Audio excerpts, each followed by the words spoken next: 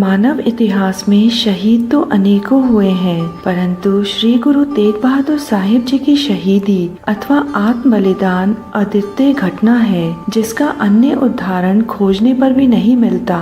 इस शहीदी कांड में आश्चर्यजनक बात यह है कि आपने परहित के लिए अन्य धर्म के वासियों को सुरक्षित करने हेतु अपने प्राणों की आहुति देकर विश्व के समक्ष धर्म की परिभाषा प्रस्तुत की कि वास्तविक धर्म क्या है। उन्होंने दर्शाया कि सत्य पर आधारित निराकार प्रभु के चिंतन में लिवलीन जीवन शैली ही वास्तविक धर्म है। बलपूर्वक धार्मिक आस्था कभी बदली नहीं जा सकती। यह कार्य जहाँ अनैतिकता है, वहीं प्रभु की दृष्टि में भी घिनौना अपराध है। इसलिए उन्होंने धर्म को प्रेम का मार्ग दर्शाते हुए उस समय असहाय अथवा निर्बल प्रजा के विशाल वर्ग के पक्ष में प्रशासन का विरोध किया और इसी संघर्ष में अपने प्राणों की आहुति देकर जनसाधारण के हितों को सुरक्षित किया। औरंगजेब ने सम्राट बनते ही हिंदुओं पर अत्याचार प्रारंभ कर दिए और सरकारी आदेश प्रसारित किया गया कि हिंदुओं के मंदिरों को शीघ्र धराशायी कर दिया जाए। 2 नवंबर 1665 ईस्वी को शाही फरमान द्वारा औरंगजेब ने हुक्म दिया। अहमदाबाद और गुजरात के परगनों में हमारे सिंहासन रूढ़ होने से पहले कई मंदिर हमारी आज्ञा से तहस नहस कर दिए गए थे, परंतु अब उनका पुनः निर्माण कर लिया गया है और मूर्ति पूजा पुनः शुरू हो गई है। अतः पहले हुक्म की तामील हो। आज्ञा मिलने की देर ही थी कि मंदिर फिर से धड़ाधड़ गिराए जाने लगे। मथुरा का केशव राय का प्रसिद्ध मंदिर, बनारस का गोपीनाथ मंदिर, उदयपुर के 235 मंदिर, अंबर के 66, जयपुर, उज्जैन, गोलकुंडा, विजयपुर और महाराष्ट्र के अनेकों मंदिर गिरा दिए गए। मंदिर तहस नहस करने पर ही बस नहीं हुई। 1665 में ही एक अन्य फरमान द्वारा दिल्ली के हिंदुओं को यमुना किनारे मृतकों का देह संस्कार करने पर भी मनाही कर दी गई। हिंदुओं के धार्मिक रीति रिवाजों पर औरंगजेब का यह सीधा हमला था। इसके साथ ही विशेष आदेश इस प्रकार जारी किए गए कि सभी हिंदुओं को एक विशेष कर यानी टैक्स पुनः देना होगा, जिसे जजिया कहते थे। कुछ नरेशों को छोड़कर सभी हिंदुओं को घोड़ा अथवा हाथी की सवारी से वर्जित कर दिया गया। इस प्रकार के कुछ अन्य फरमान भी जारी किए गए, जिससे हिंदुओं के आत्मसम्मान को ठेस पहुंची। इन सभी बातों का तात्पर्य था कि हिंदू लोग तंग आकर स्वयं ही इस्लाम स्वीकार कर लें। तब हिंदुओं की ओर से इस प्रकार के आदेशों से कई स्थानों पर विद्रोह हुए। इनमें मध्य भारत के स्थान अधिक थे।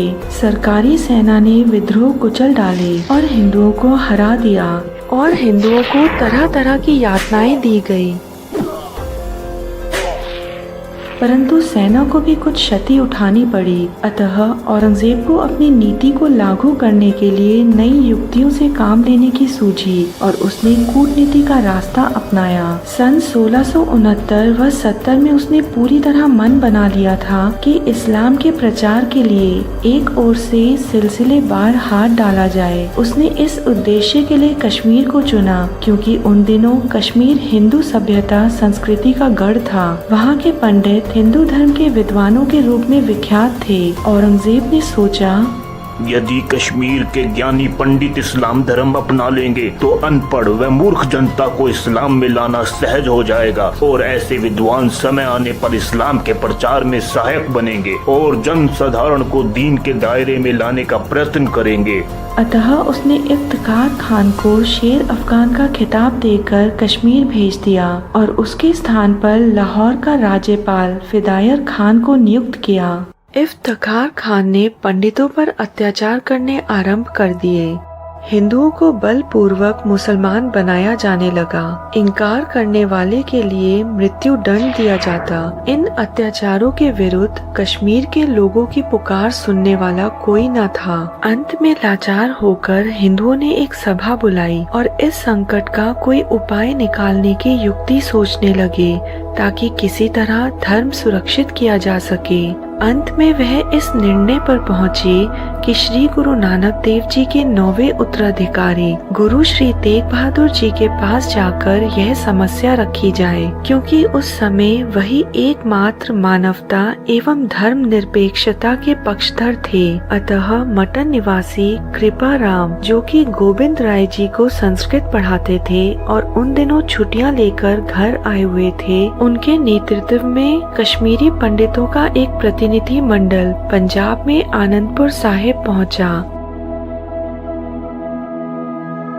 वास्तव में वह कोई सरल समस्या लेकर आए तो नहीं थे। कश्मीरी गैर मुस्लिमों पर होने वाला अत्याचारों का विवरण पाकर श्री गुरु तेग बहादुर जी सिहर उठे और करुणा में पसीज गए। गुरु को प्रतिनिधि मंडल ने कहा, हमारा धर्म खतरे में है गुरुवर, हिंदू धर्म की डूब रही नैया को बचाएं, हमारी रक्षा करें गुरुवर, हमारी रक्षा करें। गुरुजी भी बलपूर्वक व अत्याचार द्वारा किसी का धर्म परिवर्तन करने के सख्त विरुद्ध थे। वह स्वयं जन साधारण में जागृति लाने के लिए उपदेश दे रहे थे।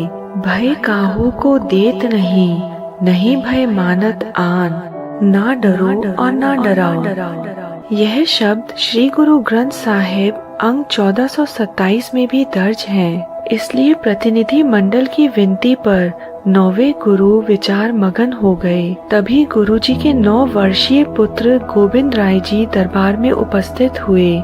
जब उन्होंने प्रतिदिन के हर्ष उल्लास के विपरीत उस स्थान पर सन्नाटा तथा गंभीर वातावरण पाया, तो बाल गोविंद राय ने अपने पिताजी से प्रश्न किया, पिताजी आज क्या बात है? आपके दरबार में भजन कीर्तन के स्थान पर यह निराशा कैसी? गुरुजी ने उस समय बालक गोविंद राय को टालने का प्रयत्न किया और कहा, पुत्र तुम खेलने जाओ। परंतु गोविंद राय कहाँ मानने वाले थे। अपने प्रश्न को दोहराते हुए वह कहने लगे, पिताजी खेल तो होता ही रहता है, मैं तो बस इतना जानना चाहता हूँ कि यह सज्जन कौन है तथा इनके चेहरों पर इतनी उदासी क्यों है। गुरुजी ने बताया, यह लोग कश्मीर के पंडित हैं, यह लोग धर्म संकट में हैं, यह चाहते हैं कि कोई ऐसा उपाय खोज निकाला जाए जिससे औरंगजेब इन हिंदुओं को मुसलमान बनाने का अपना आदेश वापस ले ले। गोविंद राय जी तब गुरुजी से पूछने लगे,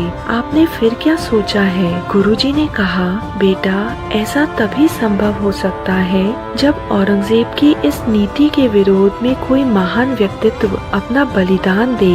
यह सुनकर गोविंद राय जी बोले, फिर देर किस बात की है? आपसे बड़ा धर्म रक्षक व लोकप्रिय सत्पुरुष और कौन हो सकता है? यह पंडित जब आपकी शरण में आए हैं तो आप इनके धर्म की रक्षा करें, क्योंकि श्री गुरु नानक देव जी के उत्तराधिकारी होने के नाते उनके सिद्धांतों पर पहरा देना आपका कर्तव्य है। उनका कथन है, जो शरण आए जिस कंठ लाए, यही उनकी बिरद है। गोविंद राय के मुख से यह वचन सुनकर श्री गुरु तेग बहादुर जी अति प्रसन्न हुए तथा बोले, बेटा तुमसे मुझे यही आशा थी, बस मैं यही सुनने की प्रतीक्षा कर रहा था। संगत भी बालक गोविंद राय जी के विचार सुनकर अवाक और भावुक हो गई। गुरुजी ने तब कश्मीरी पंडितों को औरंगजेब के पास संदेश देकर दिल्ली भेजा कि उसके धर्म परिवर्तन अभियान के विषय में श्री गुरु तेग बहादुर जी उससे बातचीत करना चाहते हैं। यदि श्री गुरु तेग बहादुर जी उसके अभियान का समर्थन करते हैं तो वह स्वयं ही इस्लाम धारण कर लेंगे। बस फिर क्या था। इस संदेश के प्राप्त होते ही औरंगजेब अति प्रसन्न हुआ। उसका विचार था कि समस्त पंडितों व हिंदुओं को इस्लाम में लाने की राह मिल गई है। मुगल सम्राट औरंगजेब के मन में एक विचार उत्पन्न हुआ कि यदि वह समस्त भारत की बहुमत हिंदू जनता को इस्लाम स्वीकार करने के लिए विवश कर दे तो उसका साम्राज्य कभी भी समाप्त नहीं होगा। इस विचार को साकार करने के लिए वह बहुत से उपाय सोचने लगा। लक्ष्य की प्राप्ति के लिए उसने सर्वप्रथम जोर जबरदस्ती की तथा लोगों को मुसलमान बनाने के लिए बहुत से हथकंडों का इस्तेमाल किया। फल स्वरूप कई स्थानों पर विद्रोह भी हुए। इस दमन चक्र में बहुत से सैनिक भी मारे गए। इस पर उसके मंत्रियों ने उसे परामर्श दिया, शहंशाह, बल प्रयोग द्वारा धर्म परिवर्तन में खतरे अधिक हैं। इससे प्रयोजन की सफलता में भी शंका बनी रहेगी। अतः आपको युक्ति से काम लेना चाहिए ताकि सांप भी मर जाए और लाठी भी ना टूटे। दूसरी ओर हिंदू धर्म में फूट और दुर्बलता इतनी अधिक थी कि उनकी सुख शांति समाप्त हो चुकी थी, क्योंकि उनमें एकता और सहयोग का बल था ही नहीं जिससे वह अपने बचाव के उपाय सोच सके। अतः इस्लाम में दाखिल होकर वह विजयी और शासक समूह के सदस्य बन जाते थे। उन्हें हिंदू धर्म के दुर्बलताओं, ऊंच नीच के भेदभाव, घृणा आदि से सदा के लिए छुटकारा मिल जाता था। इसी कारण छोटी जातियों ने हिंदू धर्म की तुलना में इस्लाम को रहमत समझा और प्रसन्नता के साथ इस्लाम में प्रवेश करने लगे।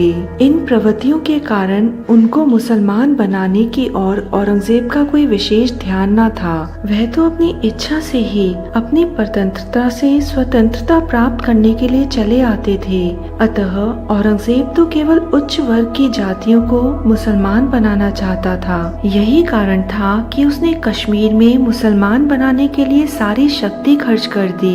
उस समय तक सिखों की दशा पर्याप्त मात्रा में अच्छी और मजबूत हो चुकी थी।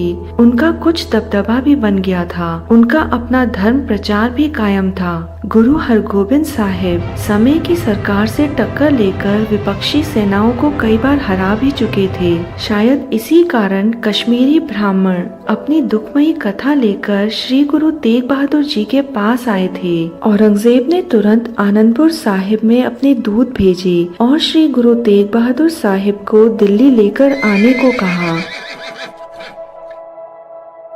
उन दूतों ने गुरुजी को औरंगजेब का संदेश सुनाया और कहा, जनाब, शहंशाहों के शहंशाह औरंगजेब ने आपको दिल्ली का बुलावा भेजा है। उत्तर में गुरुजी ने कहा, उनके द्वारा औरंगजेब का संदेश उन्हें मिल गया है। वह स्वयं ही दिल्ली पहुंच जाएंगे। अभी उन्हें आश्रम के कुछ आवश्यक कार्य निपटाने हैं। इससे दूत दुविधा में पड़ गए, किंतु कुछ प्रमुख सिखों ने उन्हें समझाया। गुरु साहब ने एक बारी वचन दे दिया तो वह उसे जरूर निभाएंगे। आप दिल्ली को रवाना हुए, वे जल्द ही दिल्ली पहुंच जाएंगे। यह आश्वासन लेकर वह लौट गए। उसके बाद गुरुजी ने प्रमुख सिखों की सभा बुलाई और उसमें निर्णय लिया गया कि गुरुजी पहले उन स्थानों पर जाएं जहां औरंगजेब द्वारा जनता पर दमन चक्र चलाया जा रहा है। भयभीत जनता को जागृत किया जाए और उनके साथ सहानुभूति प्रकट कर उनका मनोबल बढ़ाया जाए। इस पर गुरुजी ने घोषणा की कि उनके पश्चात श्री गुरु नानक देव जी की गद्दी के उत्तराधिकारी गोविंद राय जी होंगे, परंतु औपचारिकताएं समय आने पर कर दी जाएंगी। जब गुरुजी दिल्ली प्रस्थान करने लगे तो उन्होंने अपने साथ 5 विशेष सिखों को साथ लिया। भाई मतीदास जी, भाई दयाला जी, भाई सतीदास जी, भाई गुरुदित्ता जी और भाई उद्धे जी। किंतु माता नानकी जी और पत्नी माता गुजरी जी बहुत वैराग्य करने लगी। तब गुरुजी ने उन्हें ब्रह्म ज्ञान की बातें बताई और उनके विवेक को जागृत किया, परंतु बहुत सी संगत साथ चलने लगी। इस पर गुरुजी ने एक रेखा खींच दी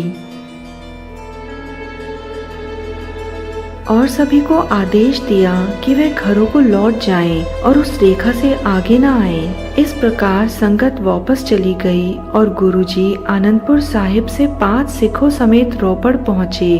गुरुजी जब दिल्ली के लिए चलने वाले थे तो देश भर में यह बात फैल गई, यदि बादशाह गुरु श्री तेग बहादुर जी को मुसलमान बना ले तो देश के सभी गैर मुसलमान अपना मजहब बदल लेंगे। इसी बात का स्पष्टीकरण करते हुए गुरुजी लोगों को संतावना देते हुए आगे बढ़ने लगे। गुरुजी रोपड़ से सैफाबाद पहुँचे।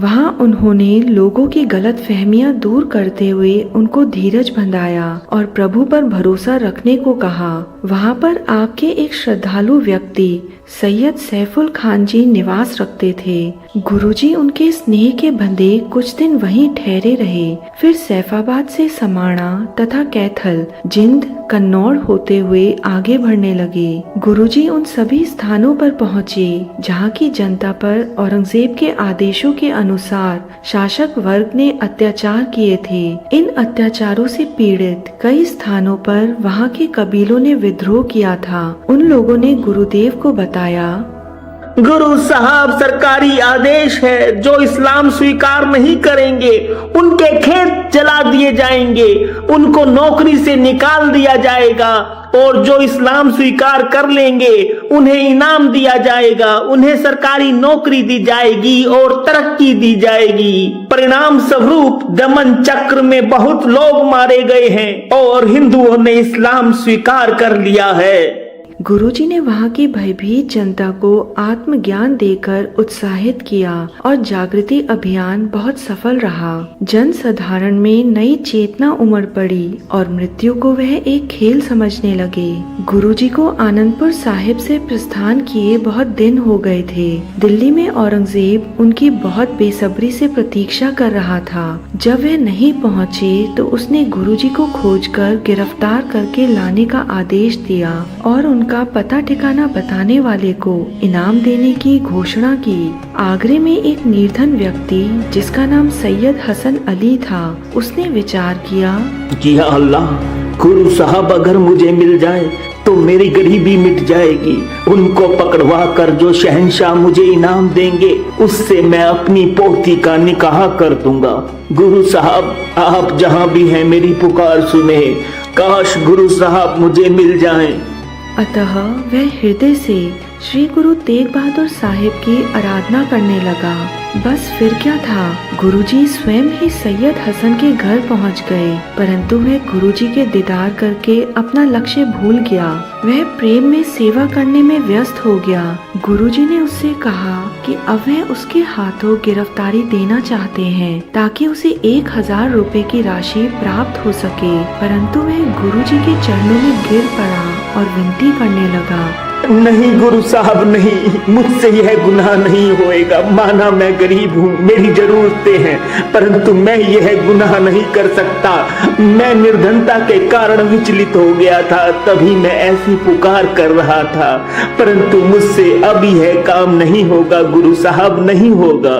पर गुरुजी ने युक्ति से काम लिया और उसके पोते को बुलाया जो कि भेड़ों को चराने का कार्य करता था।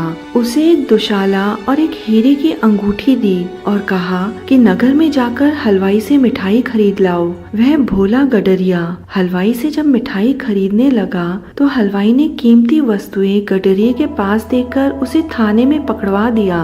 थानेदार को बालक गडरिये ने सूचित कर दिया कि गुरुजी हमारे यहाँ ठहरे हुए हैं। यह सूचना प्राप्त करते ही गुरुजी को सैयद हसन अली के यहाँ से गिरफ्तार कर लिया गया। इस प्रकार पुरस्कार की राशि हसन अली को दिलवा दी गई। गिरफ्तारी के समय 3 सेवकों ने भी अपनी गिरफ्तारी दी। अन्य सेवकों को गुरुजी ने आदेश दिया कि वह बाहर रहकर जन साधारण में जागृति लाने का कार्य करें तथा आनंदपुर साहिब में परिवार के साथ सूचनाओं के आदान प्रदान से संपर्क बनाए रखें। गुरुजी की गिरफ्तारी का संदेश जब औरंगजेब को प्राप्त हुआ तो उसने अपनी सेना के वरिष्ठ अधिकारियों को आदेश दिया, गुरु तेग बहादुर को बाइज्जत परंतु कड़े पहरे में दिल्ली लाया जाए।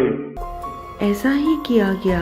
गुरुजी को उनके साथी सिखों सहित एक भूत बंगले में ठहराया गया। विश्वास किया जाता था कि वह भवन शापित था और उसमें प्रेत आत्माएं रहती थी जो कि वहां ठहरने वालों को मार डालती थी। अर्धरात्रि को वहां एक काणा तथा कुरूप व्यक्ति फल लेकर आया और उसने अपने घर पर आगंतुकों को पाकर उनको भयभीत करने का असफल प्रयास किया। जब उसका वश नहीं चला तो उसने शांत चित्त अडोल गुरुदेव के समक्ष पराजय स्वीकार कर ली तथा निकटता स्थापित करने के लिए गुरुजी को फल भेंट किए। गुरुजी ने उसकी प्रेम भेंट स्वीकार करते हुए फलों को 5 भागों में बांटकर सेवन किया। गुरुजी ने उस व्यक्ति से पूछा, तुम वहाँ क्यों रहते हो और वहाँ आने वालों की हत्या क्यों करते हो? उत्तर में उसने बताया, मेरा चेहरा भद्दा है और एक आंख से मैं काणा हूँ, इसलिए लोग मुझसे घृणा करते हैं। इसलिए ही मैं एकांतवास में समाज से दूर रह रहा हूँ। मैं किसी की हत्या नहीं करता, बस मैं लोगों को डराता हूँ ताकि वह मेरे निवास पर कब्जा ना कर ले, किंतु लोग अक्सर डर से अथवा भयभीत होकर मर जाते हैं। गुरुजी ने उसके कल्याण के लिए उसे भजन करने का उपदेश दिया और कहा कि मानवता की सेवा करो, तब उससे कोई घृणा नहीं करेगा। प्रातः पहरेदारों ने जब गुरुजी तथा उनके साथियों को प्रसन्नचित पाया तो उनके आश्चर्य का ठिकाना ना रहा। दूसरे दिन गुरुजी तथा अन्य सिखों का भव्य स्वागत किया गया और औरंगजेब ने एक विशेष गोष्ठी का आयोजन किया, जिसमें मुल्लाओं, काजियों तथा उमराओं ने गुरुजी के संग विचार विमर्श में भाग लिया। औरंगजेब ने भी स्वयं उस गोष्ठी के संयोजक के रूप में भाग लिया और गुरुजी से कहा, हिंदू आवाम से हमारे को यह पत्र प्राप्त हुआ है कि आप उनका नेतृत्व करेंगे, जबकि आप तो खुद मूर्ति पूजा, देवी देवताओं के उपासक नहीं हैं और मेरी तरह खुदा को ही मानते हो, तो फिर आप अपने सिद्धांतों के विरुद्ध इन काफिरों के पक्ष में क्यों आ रहे हो? गुरुजी ने इसके उत्तर में कहा, हिंदुओं का पक्ष लेने की कोई बात नहीं, यह तो केवल मानवता के मूल सिद्धांतों की तरफदारी है। अतः शासक वर्ग को प्रजा के व्यक्तिगत जीवन में कोई हस्तक्षेप नहीं करना चाहिए। कोई राम जपे या रहीम, इन बातों से प्रशासन को कोई सरोकार नहीं होना चाहिए। यदि शासन व्यवस्था में कोई बाधा डालता है तो वही व्यक्ति दंडनीय होना चाहिए, परंतु बिना किसी कारण केवल अपने मजहबी जुनून में आकर प्रजा का दमन करना उचित नहीं। इस पर औरंगजेब ने कहा, मैं चाहता हूं कि अरब देशों की तरह भारतवर्ष में भी एक ही संप्रदाय रहे और वह है केवल इस्लाम, जिससे सभी प्रकार के आपसी मतभेद सदैव के लिए समाप्त हो जाएंगे। वास्तव में पैगंबर हजरत मोहम्मद साहिब का यह आदेश है कि सभी काफिरों को बलपूर्वक मोमन बनाना चाहिए। ऐसा करने वाले को स्वर्ग की प्राप्ति होगी। इसी कारण मुझे इन काफिरों पर दया आती है और मैं यह सोचता हूँ कि इन काफिरों को, इन नास्तिकों को खुदा परस्त आस्तिक बनाकर इनका जन्म सफल कर दूं। इसलिए मैंने प्रतिज्ञा की है, जो इस्लाम धर्म अपनाएगा उसको सभी प्रकार की सुख सुविधाएं उपलब्ध कराई जाएंगी, अन्यथा उसके विपरीत मृत्यु दंड भी दिया जा सकता है। गुरुजी ने उत्तर दिया कि जिस क्षेत्र में केवल मोहम्मदी ही रहते हैं, क्या वहाँ शिया सुन्नी झगड़े नहीं होते? जैसे एक बगीचे में भांति भांति के फूल खिले होने पर उसका सौंदर्य बढ़ जाता है, ठीक इसी प्रकार यह विश्व उस प्रभु की सुंदर वाटिका है, जिसमें भांति भांति के विचारों वाले मनुष्य उसके हुक्म अथवा उसकी इच्छा से उत्पन्न होते हैं। यदि प्रकृति को तुम्हारी बात स्वीकार होती तो वह हिंदुओं के यहाँ संतान ही न पैदा करती। इसके विपरीत मुसलमानों के यहाँ ही संतान उत्पन्न होती, जिसे सभी अपने आप मुसलमान हो जाते और यह निर्णय अपने आप लागू हो जाता। मुल्लाओं ने कहा, अरे हिंदू तो विश्वासघाती है।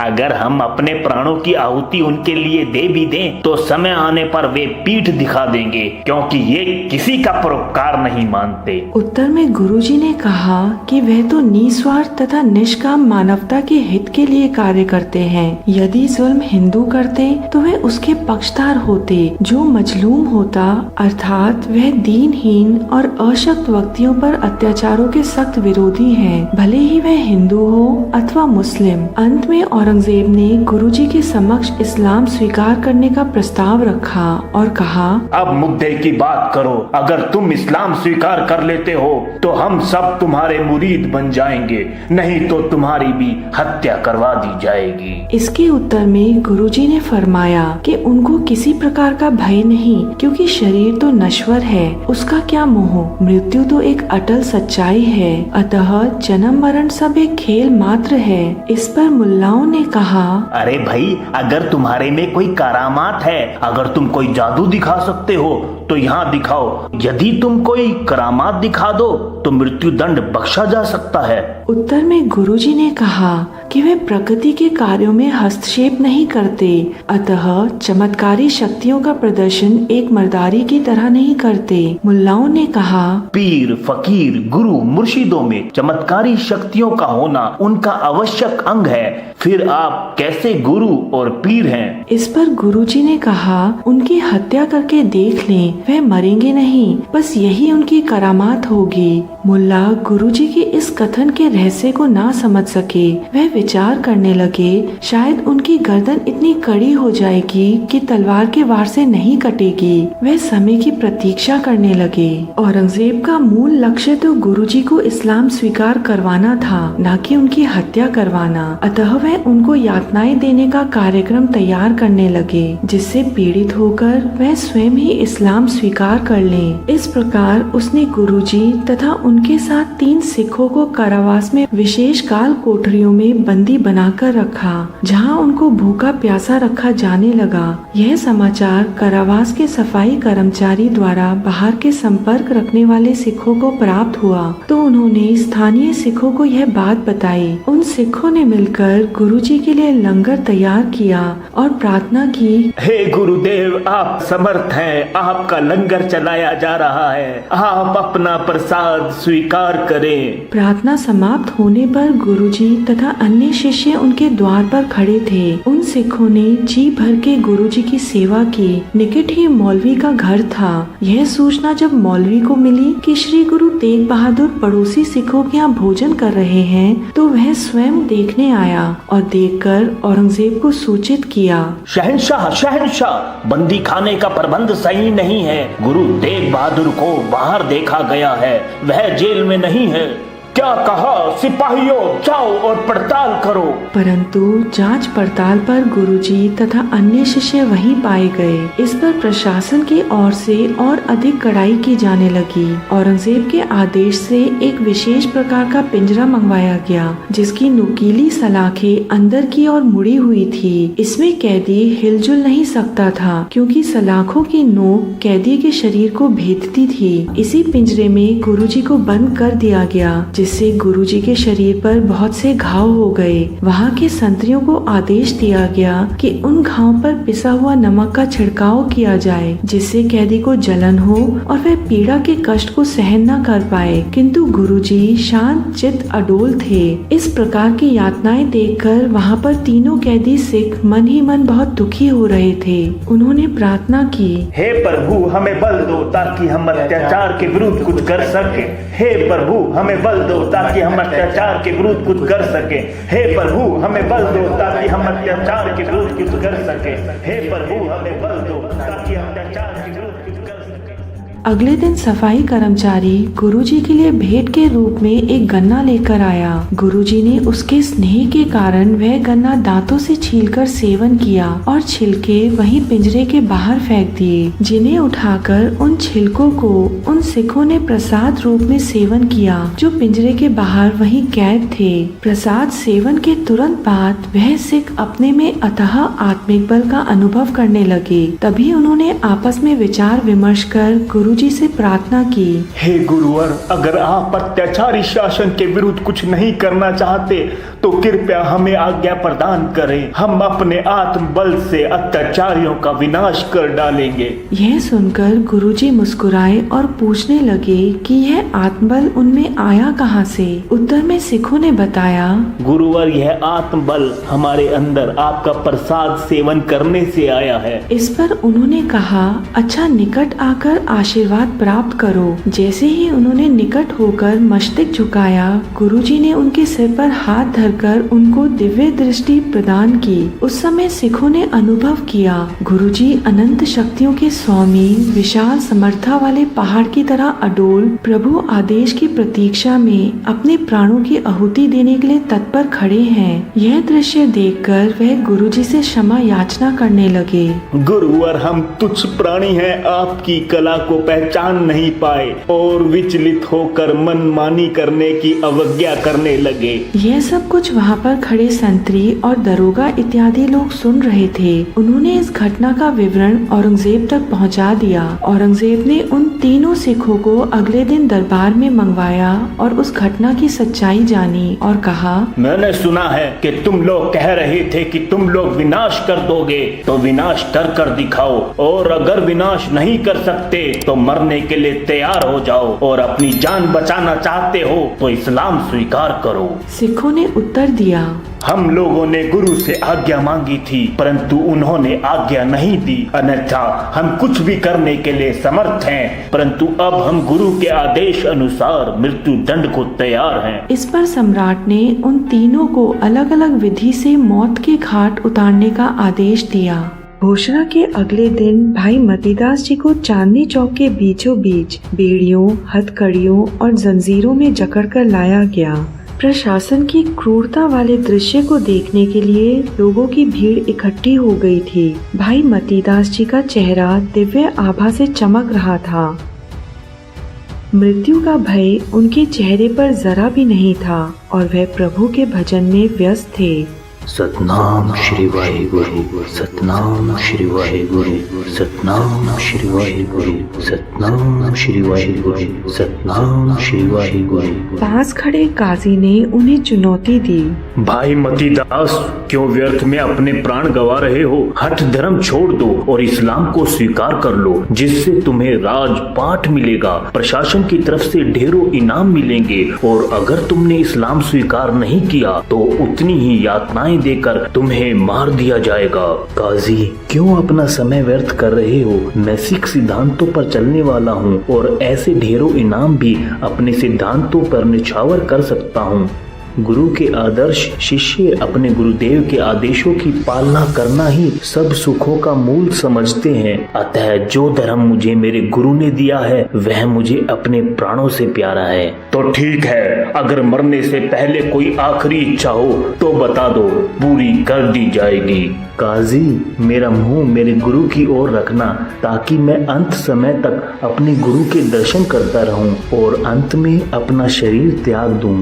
लकड़ी के 2 बड़े टुकड़ों में उनके शरीर को जकड़ दिया गया और उनका चेहरा पिंजरे की ओर कर दिया गया जिसमें गुरुजी को रखा गया था। 2 जल्लादों ने उनके सर पर आरा रख दिया और काजी ने फिर से भाई मतीदास जी से इस्लाम स्वीकार करने की बात दोहराई, पर भाई मतीदास जी ने उसे एक कान से सुना और दूसरे से निकाल दिया और गुरबाणी का जाप करने लगे।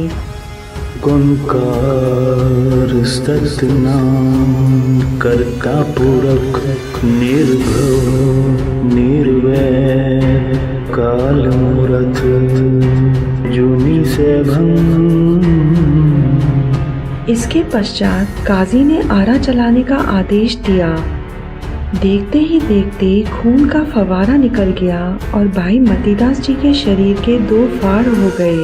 इस भयभीत और क्रूर दृश्य को देखकर बहुत से नेक इंसानों ने आंसू बहाए, परंतु पत्थर हृदय वाले हाकिम इस क्रूरता को इस्लाम के प्रचार के लिए उचित बताते रहे।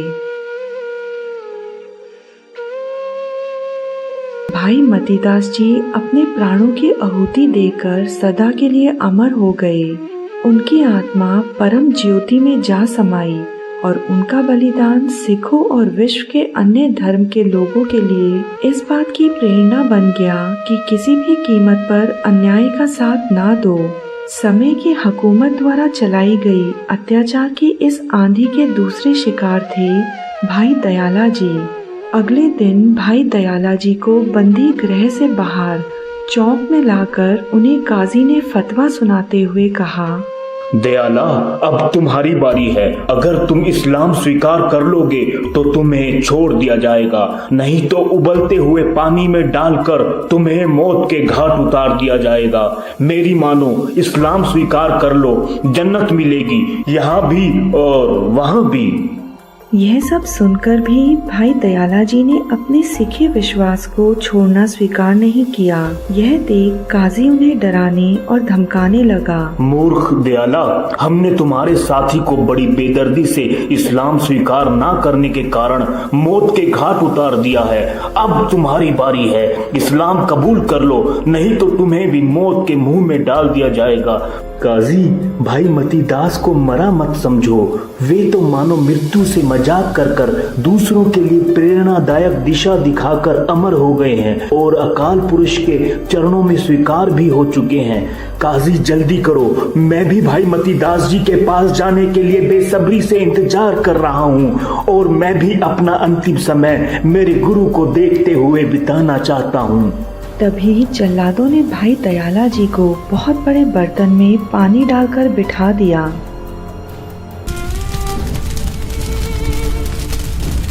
जैसे जैसे पानी और गर्म होता गया वैसे वैसे भाई दयाला जी अपने गुरु के अकाल पूरब के चिंतन में लीन होते गए। पानी और उबला, भाई जी के चेहरे पर नूर भरता गया। अंत में वह अकाल पूरब में विलीन हो गए। भाई दयाला जी ने मृत्यु को हंसते हंसते स्वीकार किया और अपने विश्वास और अपने गुरु की वाणी को नीचा न होने दिया।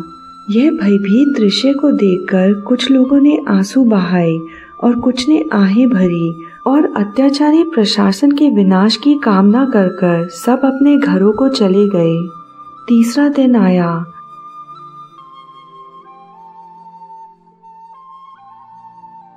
भाई सतीदास जी को बंदी खाने से बाहर काजी ने सभी के सामने चुनौती दी और कहा, सतीदास, अब तुम्हारी बारी है। इस्लाम स्वीकार करो और दुनिया की सभी सुख सुविधाएं प्राप्त करो, अन्यथा मृत्यु दंड के लिए तैयार हो जाओ। काजी, मैं तो मृत्यु रूपी दुल्हन की बड़ी बेसब्री से प्रतीक्षा कर रहा हूँ। ठीक है, तो तुम भी मरने के लिए तैयार हो जाओ। अगर व्यक्ति जिंदा जलाया जाता है तो उसकी आत्मा नरक को जाती है और तुम नरक के ही लायक हो। इसे रुई में लपेटकर जिंदा जला दिया जाए। काजी के आदेश का पालन हुआ और इस प्रकार गुरुजी के तीनों सिख गुरु साहिब को देखते हुए अकाल पूरब में विलीन हो गए और जाते जाते संसार को सच्चे बलिदान और गुरु के प्रति कैसी निष्ठा हो इस बात का पाठ सिखा गए। जब औरंगजेब अथवा काजी गुरु श्री तेग बहादुर साहिब को बातों से प्रभावित ना कर सके तो उन्होंने गुरुजी तथा अन्य शिष्यों को कई प्रकार के लालच दिए। बात तब भी न बनती देखकर उन्होंने कई प्रकार की यातनाएं दी और मृत्यु का भय दिखाया। इस पर उन्होंने अमल भी किया। गुरुजी को भयभीत करने के लिए उनके संग तीनों सिखों को क्रमश आरे से चीरकर, पानी में उबालकर तथा रुई लिपेटकर जिंदा जलाकर गुरुजी की आंखों के सामने शहीद कर दिया। किंतु इन घटनाओं का गुरुजी पर कोई प्रभाव न होता देखकर औरंगजेब बुखला गया और उसने गुरुजी को शहीद करने की घोषणा करवा दी। बहुत हुआ, जो इस्लाम नहीं मानेगा अब उसे मृत्यु ही मिलेगी। गुरु तेग बहादुर का भी यही परिणाम हो, हुक्म की तामील हो। इन शहीदी घटनाक्रमों को देखते हुए गुरुजी के अन्य सेवकों ने गांव रकाबगंज के भाई लखी शाह से मिलकर एक योजना बनाई। अब कुछ नहीं बचा। जैसे भाई सतीदास मतीदास को शहीद किया गया है वैसे ही गुरु साहिब को भी शहीद कर दिया जाएगा। परंतु अब हमें यह ध्यान रखना है कि गुरु साहिब की शहीदी के पश्चात उनके पार्थिव शरीर का किसी भी तरह से निरादर ना हो। हमें एक विशेष बैलगाड़ी का प्रबंध करना होगा और उसके नीचे एक संदूक बनाना होगा। हाँ, गुरुजी के शीश की संभाल भाई जेता जी को करनी होगी, वही उसे लाएंगे।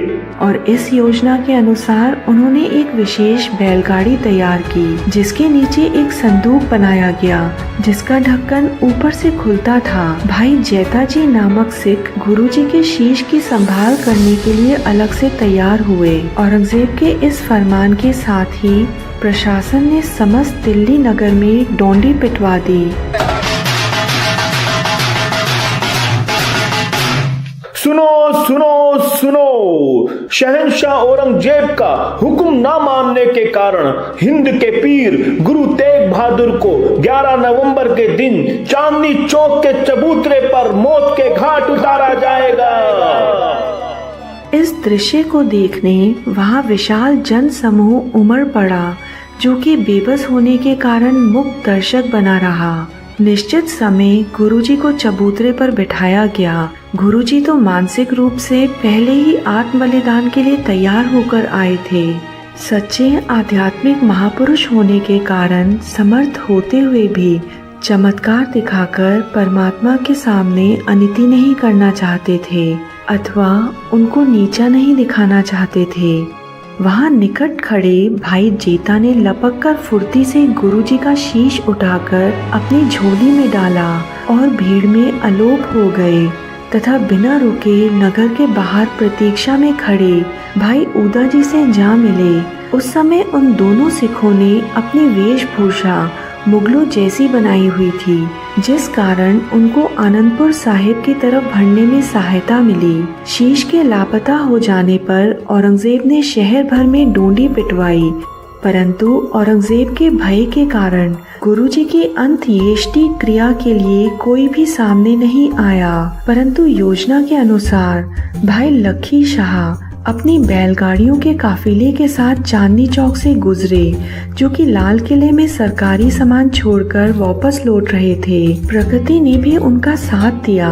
उस समय वहाँ जोरों से आंधी चलने लगी थी।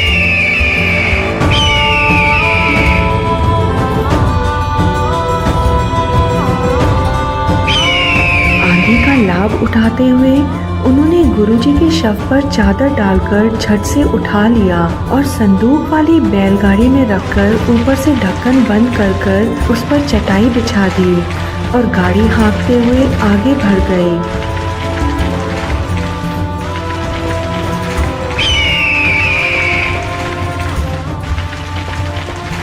आंधी के कारण वहां पर खड़े सिपाही शव को उठाते समय किसी को भी ना देख सके।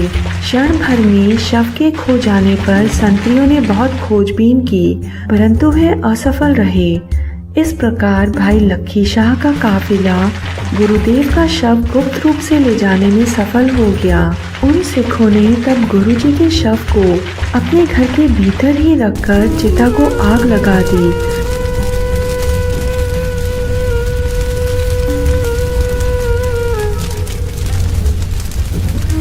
तथा हल्ला मचा दिया कि उनके घर को आग लग गई है।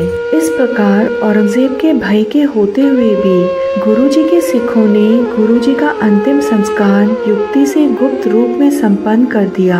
आजकल उस स्थान पर रकाबगंज नामक गुरुद्वारा है। दूसरी ओर भाई जेता जी और उनके साथी लंबी यात्रा करते हुए कीरतपुर साहिब पहुँचे। जैसे ही यह संदेश माता नानकी जी तथा परिवार को मिला कि गुरुजी ने अपने प्राणों की आहुति मानवता के मूल अधिकारों की सुरक्षा हेतु दे दी है और उनका शीश एक सिख कीरतपुर साहिब लेकर पहुंच गया है, तो वह सभी सिखों सहित अगवानी करने कीरतपुर साहिब पहुँचे। उस समय भले ही वातावरण में दुख और शोक की लहर थी, परंतु गोविंद राय सभी को धैर्य का पाठ पढ़ा रहे थे और उन्होंने अपनी दादी माँ व माता गुजरी जी से कहा कि गुरबाणी मार्गदर्शन करते हुए संदेश देती है। कीरतपुर साहिब पहुंचकर भाई जेता जी से स्वयं गोविंद राय जी ने अपने पिता श्री गुरु तेग बहादुर साहिब का शीश प्राप्त किया और भाई जेता, जो रंगरेटा कबीले के साथ संबंधित थे, उनको अपने आलिंगन में लिया और वरदान दिया। रंगरेटा गुरु का बेटा। विचार हुआ कि गुरुजी के शीश का अंतिम संस्कार कहाँ किया जाए। दादी माँ व माता गुजरी ने परामर्श दिया कि आनंदपुर साहिब की नगरी गुरुजी ने स्वयं बसाई है, अतः उनके शीश की अंत्येष्टि वहीं की जाए। इस पर शीश को पालकी में आनंदपुर साहिब लाया गया और वहाँ शीश का भव्य स्वागत किया गया। सभी ने गुरुजी के पार्थिव शीश को श्रद्धा सुमन अर्पित किए। उसके बाद विधि अनुसार देह संस्कार कर दिया गया। कुछ दिनों के पश्चात भाई गुरुदित्ता जी भी गुरुदेव का अंतिम हुक्मनामा लेकर आनंदपुर साहिब पहुँच गए। हुक्मनामे में गुरुजी का वही आदेश था जो कि उन्होंने आनंदपुर साहिब से चलते समय घोषणा की थी कि उनके पश्चात श्री गुरु नानक देव जी के 10वें उत्तराधिकारी गोविंद राय होंगे। ठीक उसी इच्छा अनुसार गुरु गद्दी की सभी औपचारिकताएं संपन्न कर दी जाएं। उस हुक्मनामे पर परिवार के सभी सदस्यों और अन्य प्रमुख सिखों ने शीश झुकाया और निश्चय किया कि आने वाली बैसाखी को एक विशेष समारोह का का आयोजन कर गोविंद राय जी को गुरुगद्दी सौंपने की विधिवत घोषणा करते हुए सभी धार्मिक पारंपरिक रीतियां पूर्ण कर दी जाएंगी। गुरुजी के शीश के देह संस्कार के पश्चात गुरुजी के नमित प्रभु चरणों में अंतिम अरदास के लिए सभा का आयोजन किया गया, जहां गुरु घर के प्रवक्ताओं ने गुरुजी के निष्काम, निस्वार्थ तथा परहित के लिए बलिदान पर अपनी अपनी श्रद्धांजलि अर्पित की। गुरु श्री तेग बहादुर जी की शहीदी दुनिया के इतिहास में स्वर्ण अक्षरों में लिखी जाएगी। हिंदुस्तान सदा उनके इस बलिदान का आभारी रहेगा। सतनाम श्री वाहिगुरु।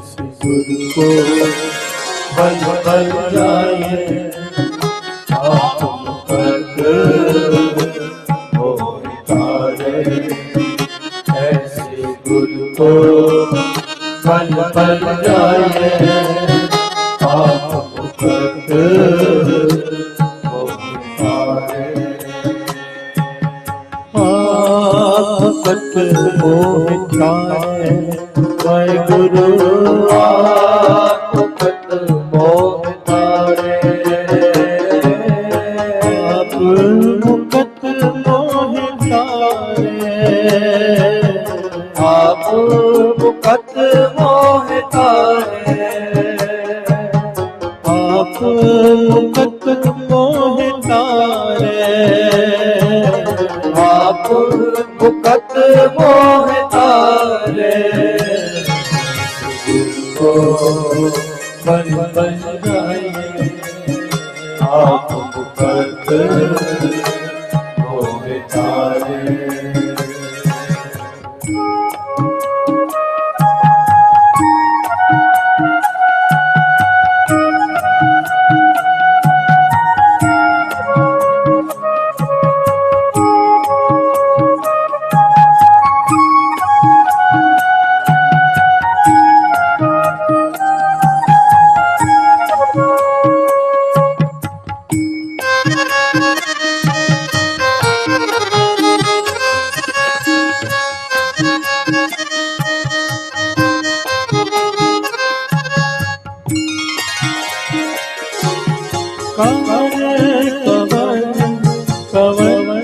गुण कहिए कवन कवन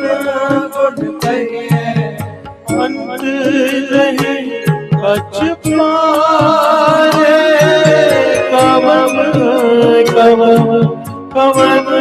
गुण कहिए, अंत नहीं कछ पारे,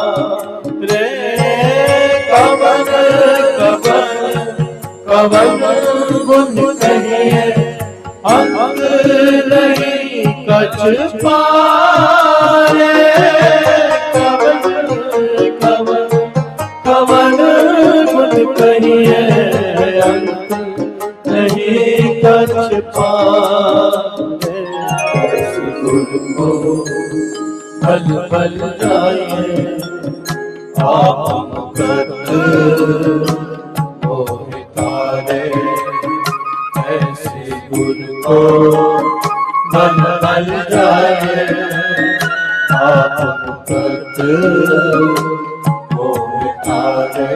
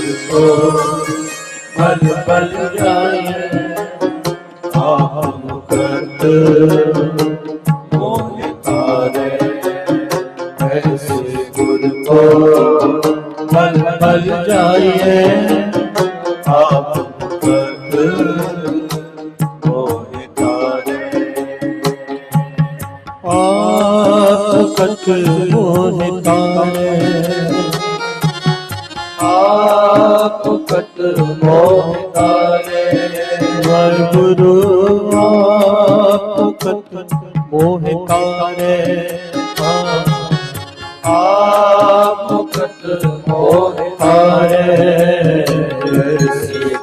को बल बल जाए आप मुकद्द मोह तारे ऐसे गुरु को बल बल जाए आप मुकद्द मोह तारे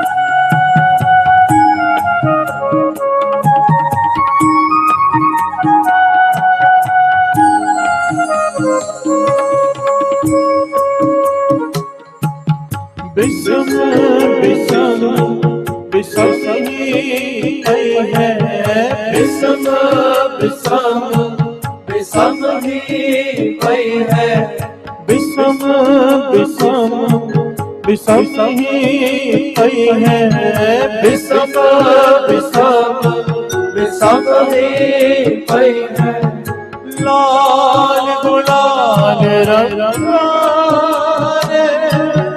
बिसम बिसम बिसमी पई है लाल गुलाल रंगा रे बिसम बिसम बिसम ही पई है लाल गुलाल रंगा कहो नाथ संतन रस लाई है जो चाहूंगा उसका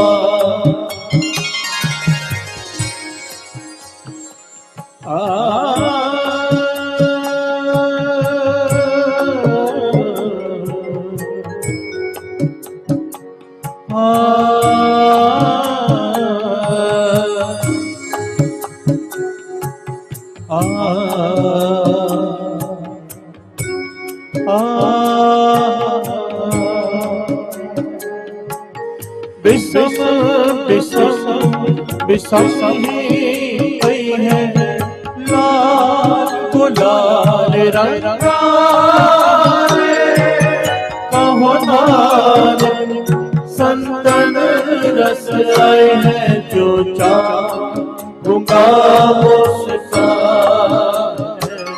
ऐसे गुरु को बल बल जाए आप मुकद्द मोह तारे ऐसे गुरु को बल बल जाए आप मुकद्द मोह तारे आप कत मोह तारे आप कत मोह तारे आप मुकत मोह तारे आप मुकत मोह तारे आप मुकत मोह तारे आप मुकत मोह तारे बल बल जाए आप मुकद्द मोह तारे ऐसे गुरु को बल बल जाए